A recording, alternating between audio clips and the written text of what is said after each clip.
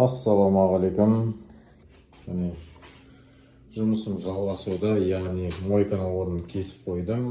Мынау енді бізде газовый плитаның орны. Яғни сіздерге қазір айтқым келгені 95-98% мүмкін сондай процент, енді менің өзім ойымша солай. Мебельштердің көбісі до конца деп айтайын, до конца обработка жасамайды, яғни мынау бізде столешница ағаштан защищенный қылып, мысалы мына мойканың астына су кетеді, мысалы тек қана клейге оны отырғызып жасалады, астында мысалы су кетуі мүмкін, ертең клей ажырап кетуі мүмкін, сол кезде мына столешницалар ісініп кетіп жатады. Яғни оны мына обработка жасау болады, бірақ соны 95-98% десем болады, соны ешкім істемейді. Сіздерге мебельшілер бір жылға гарантия береді, бәрі күшті болады, бір жыл гарантия береміз дейді. Бірақ бір жылға дейін оның бәрі дымда өзгере қоймайды, бір жылдан кейін жайлап бәрі мынаның бәрі ісі мүмкін, немесе басқа да неше түрлі жағдайлар болуы мүмкін. Яғни бір жылға дейін ештеңе өзгеріп үлгермеуі мүмкін.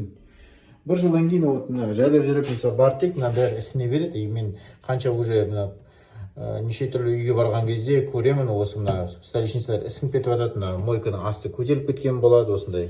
Яғни соны алдын алу мақсатында мен осындай оборотқа жағам, яғни мынаның бәрін защита етеміз, осындай.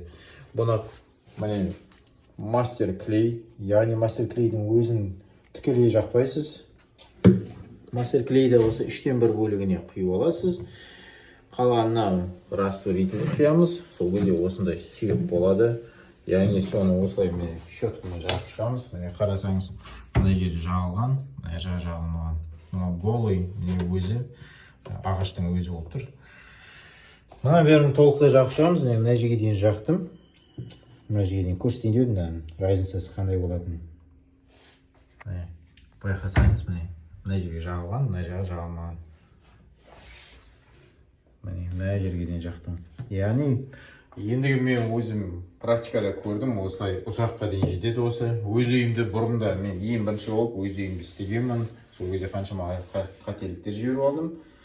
Одан кейін осы неше түрлі методтар көргенмін обработканың. Яғни силикон жақтым, герметик жақтым, басқа да химикаттар жақып көргенмін.